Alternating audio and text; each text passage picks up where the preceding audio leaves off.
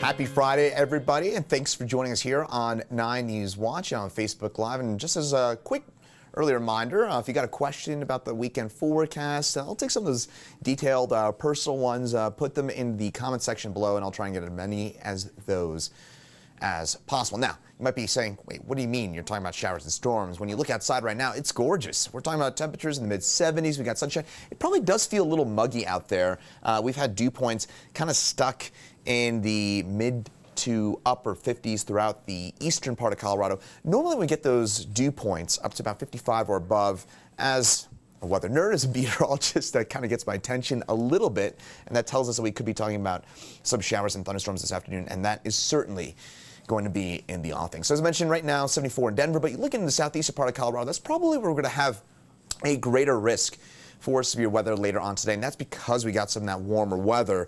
The warmer the temperature, as you might imagine, it's more fuel for these showers and these thunderstorms. In the mountains, you don't have a whole lot of that, right? Mid-50s in Kremling, Saguache at 54, Gunnison at 59. So you get to kind of 6,000, 7,000 feet or above, and you're stuck in the 50s, low 60s. Just not going to get much in the way of severe weather out of that most of the time. High temperatures for today, 50s and 60s in the mountains, 70s and 80s, close to 90 for us in the eastern parts of Colorado. Some parts of it, southeastern Colorado, out by Baca County and in Springfield. So eastern plains for today will have the higher risk for severe weather. Way to think about this map on a 0 to 5 scale. That dark green, that is a level 1 in terms of that possibility for severe weather. That yellow shading, that is a level 2 in terms of that potential for stronger storms. And I should also note from about a Fort Morgan, Lyman line on east, that's where we're going to have a greater risk for hail today. That's where we're just warm enough and have enough shear, basically change in wind speed and direction with height. That's where you could see the greater potential for some large hail later on today. Denver, as always, there's no day basically when we have a thunderstorm where there's a non-zero hail risk, but our main severe weather potential today will be for damaging winds, and also, of course, always remember, frequent cloud-to-ground lightning. In the state of Colorado, we do average, unfortunately, 2 lightning fatalities per year. So please remember, when you hear that thunder, it means you're close enough to be struck by lightning and head indoors. As I mentioned, today's main risk, especially for the Front Range, it's going to be damaging winds. For our friends on the eastern plains, again, Fort Morgan, Lyman on east, you're going to be looking at that heightened hail risk, and then there's that possibility for some localized flooding as well.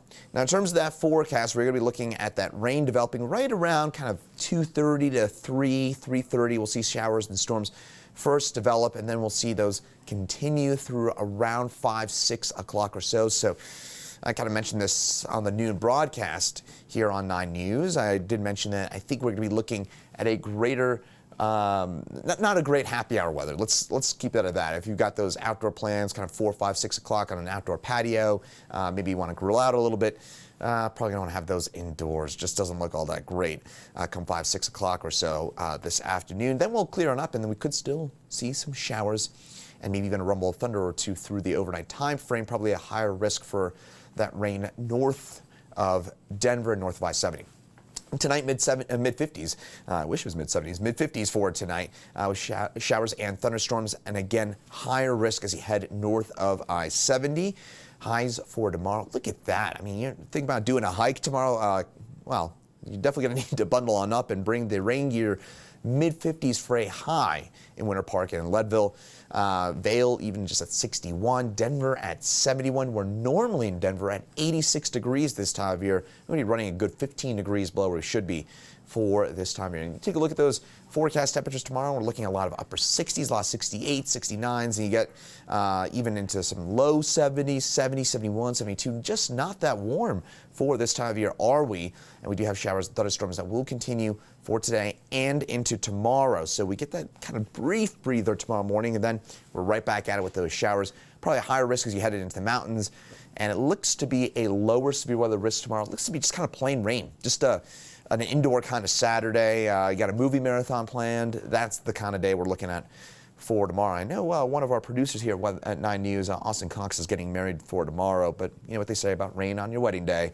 Hopefully some good news. I'm so sorry, Austin. I wish if I could change the weather for you, I would certainly do so. All right, for tomorrow, again, showers, thunderstorms, temperatures in the low 70s. And for Sunday, stuck in the low 70s, still stuck with those showers and thunderstorms, and we'll still see kind of mainly cloudy weather, but I think maybe Sunday will be a bit drier than Saturday. So if you're looking for a day, and I mentioned this throughout the week, if you're looking for a day to get those outdoor activities done, neither day looks great, but Sunday would be the pick of the two, and that is kind of a narrow pick, I would say, at best. And by the way, I did mention earlier on this week that it looked like Sunday would be much better. Unfortunately, things kind of changed a little bit. Our area low pressure, notice that L up at the top of the screen, and watch how that kind of scoots down as we head through the weekend. We kind of thought earlier on this week it would pull east, but it's just going to dip south, and that's going to keep us persistently gray and, more importantly, cool. We're going to get reinforcing shot of cool air after reinforcing shot of cool air. And in order to keep those highs in the low 70s this time of year, that's really what you need. We're at peak sunlight this time of year, late June. Really, if you get a sunny day, it's hard for us to get really below 75 in terms of a high, but you get that gray weather, you get that persistent reinforcing shot of cool air, and that does set the stage for some of those really chilly temperatures as we head over the next little while, and that include early next week. But notice we do bounce back up with those temperatures, really back in the upper 70s and low 80s by Tuesday, Wednesday, into Thursday, and by Friday we'll actually be back close to about average for this time of year, and that will of course coincide with the 4th of July weekend, which at this point looking on the drier and warmer side. That would be the early look at things right now, so definitely thinking about that, and of course those fireworks coming up on, I would imagine on Saturday the 3rd, we'll see a lot of those, but maybe some of those on Sunday the 4th as well. So take a look at some of your questions that you may have dropped in on our Facebook page, and I'll try and get to as many of those as possible. And I do see here that Violet wishing our producer Austin good luck. Congratulations to him as he gets married tomorrow. And again, the weather not going to be great, but congratulations regardless. And definitely appreciate all those kind comments and those questions. Trying to get to as many of those as possible. And I'll be honest, it's hard to kind of pull those on up here on this on the Facebook comments thing.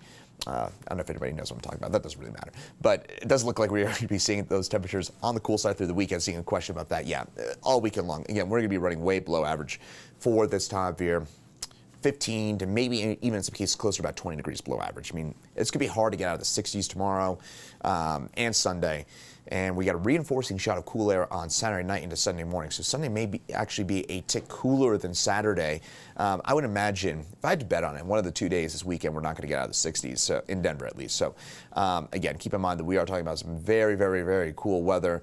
And Joe saying she loves these cooler temperatures. I totally agree with that. In fact, no complaints about that. And also, maybe for me, the best part about this is subjective, but I'm going on a little tangent here, but bear with me.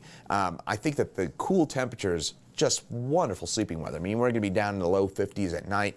Forget about the AC. You won't need it this weekend. Let Mother Nature do the air conditioning for you as those temperatures drop back in the low to mid 50s. Oh, just amazing weather. Also, for fellow runners or mountain bikers, yeah, it's going to be nice weather for that as well, as it's going to be cool enough that you won't have to, really sweat through all those clothes and all that. Anyways, good exercise weather.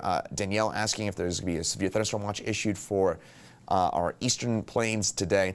I would say yes. I think we'll see somewhere in Colorado we'll get a severe thunderstorm watch today. I think the question to me is whether or not it'll back into Denver. I think there's a chance that Denver in the Front Range is included within that severe thunderstorm watch. We'll see that probably in the next 2 to 3 hours. We'll see what the Storm Prediction Center, who makes those severe thunderstorm watches, decides to do. But today's risk will be higher.